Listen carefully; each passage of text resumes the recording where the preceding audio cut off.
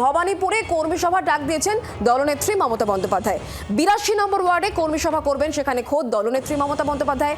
বেশ কিছু নির্দেশিকা আগেই দেওয়া হয়েছিল, যেমন আপনাদের মনে থাকবে, মানে ডোর টু ডোর ক্যাম্পেইন করতে হবে, বহুতলে কাউন্সিলরদের যেতে হবে, একটা বাড়িতে প্রয়োজন হলে 10 বার যেতে হবে, এমনই গুরুত্বপূর্ণ বেশ কিছু নির্দেশ দেওয়া হয়েছে। তবে আগামীকাল স্বয়ং মমতা বন্দ্যোপাধ্যায় যে বৈঠকে থাকতে চলেছেন, সেই বৈঠকটা যে অত্যন্ত গুরুত্বপূর্ণ তা বলার কিন্তু অপেক্ষা রাখে না। কিন্তু এটাও বলতে হচ্ছে, শুভেন্দু অধিকারী তার প্রতিপক্ষ তিনিও কিন্তু একেবারে চুপচাপ বসে নেই, তিনিও কর্মীদের বাড়িতে যাচ্ছেন। অয়ন ঘোষালের কাছে যাব। অয়ন, যে ছবিটা আমরা দেখেছি এর আগে ভবানীপুর নিয়েও একাধিক বৈঠক হয়েছে, সুব্রত বক্সির নেতৃত্বে বৈঠক হয়েছে এবং মমতা বন্দ্যোপাধ্যায় তিনি আগামীকাল গুরুত্বপূর্ণ বৈঠক করবেন। ঠিক কোন অঙ্কগুলো মাথায় রাখা হবে? কারণ আমাদের মনে রাখতে হবে, এসআইআর এ ইতিমধ্যে প্রায় 47,000-এর নাম বাদ পড়ে গিয়েছে, আন্ডার অ্যাডজুডিকেশন অনেকে রয়েছে। সেই জায়গা থেকে অঙ্কটা মাথায় রেখে আগামীকাল বৈঠক মুখ্যমন্ত্রীর।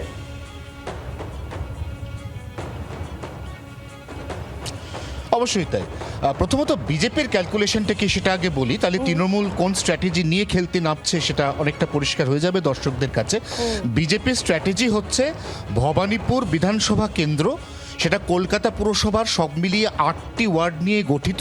2024-এ লোকসভাগতভাবে এর মধ্যে 5টি ওয়ার্ডে সামান্য হলেও বিজেপির লিড রয়েছে, অর্থাৎ 5 এবং 3 মিলিয়ে 8, অর্থাৎ ভবানীপুরে মেজরিটিতে লোকসভাগতভাবে বিজেপি এগিয়ে, এটা বিজেপির ক্যালকুলেশন। কিন্তু এর মধ্যে একটা ব্যাক ক্যালকুলেশন আছে, সেটা হচ্ছে একই মানুষ যিনি লোকসভাতে যেটা ভেবে ভোট দেন, বিধানসভাতে সেটা ভেবে ভোট দেন না, পুরসভাতে আবার সেটা ভেবে ভোট দেন না। ফলে তার ভোট দেওয়ার যে প্যাটার্ন বা মেন্টালিটি, এটা 3টি নির্বাচনের ক্ষেত্রে 3 রকম।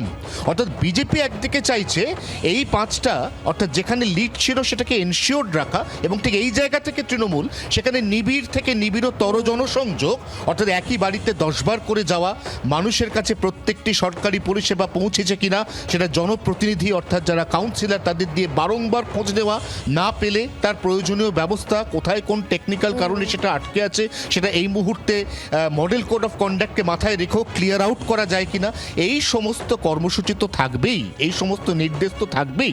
তার পাশাপাশি সব থেকে গুরুত্বপূর্ণ তৃণমূলের অন্যতম হাতিয়ার, সেটা হচ্ছে তাদের যে ভোটের ম্যান পাওয়ার, তাদের নির্দিষ্ট করে যে ভোটের মেশিনারিজ রয়েছে সেগুলো যাতে ভবানীপুরের ক্ষেত্রে ওই অত্যন্ত গুরুত্বপূর্ণ এই ওয়ার্ড খোদ দেখছেন কিন্তু ফেরহাদ হাকিম। আমি আসবো অবশ্যই অয়ন তোমার কাছে। তবে শুভেন্দু অধিকারীর কথা যখন উঠছে বারবার করে প্রসঙ্গক্রমে, তখন শুভেন্দু অধিকারী মমতা বন্দ্যোপাধ্যায় এই কর্মী সভা নিয়ে তার বক্তব্য কি শোনাই। ওদের কাজ ওরা করবে। ভারতীয় জনতা পার্টি মমতা ব্যানার্জিকে হারাতে চায়, ভবানীপুরের মানুষকে পরিত্রাণ দিতে চায়, এখানে ভয় ভীতি মুক্ত করতে চায়। সেই জন্য রাজ্যের বিরোধী দলনেতাকে এখানে পাঠিয়েছেন। মোদিজির সৈনিক হিসাবে আমি এখানে এসেছি, বিজেপির প্রার্থী হিসাবে।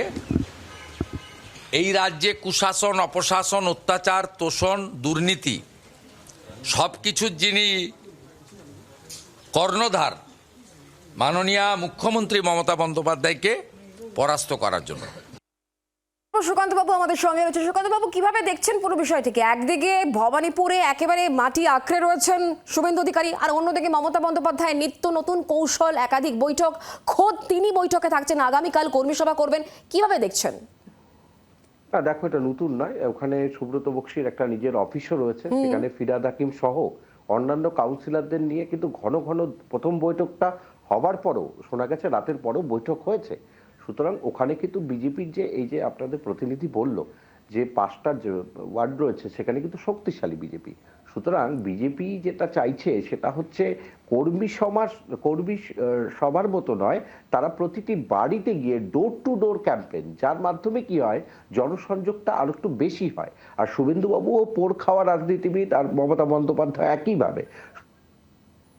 আর এই যে এসআইআর এর নাম কেটে যাওয়া বা এই যে ওয়ার্ড ভিত্তিক আলোচনা, যেটা আমি শুরুতে বলছিলাম যে 77 নম্বর ওয়ার্ড অত্যন্ত গুরুত্বপূর্ণ, জয়ের পার্থক্য করে দেয় এই 77 নম্বর ওয়ার্ড, যেখানে বেশিরভাগই হচ্ছে সংখ্যা লঘু, সেই জায়গায় এসআইআর এর অঙ্কে নাম কেটে যাওয়া, এটা কতটা এফেক্ট পড়তে পারে এবং সেই জায়গায় কতটা ওয়ার্কআউটের প্রয়োজন? বাংলার আওয়াজ, বাঙালির আবেগ, জি 24 ঘন্টা।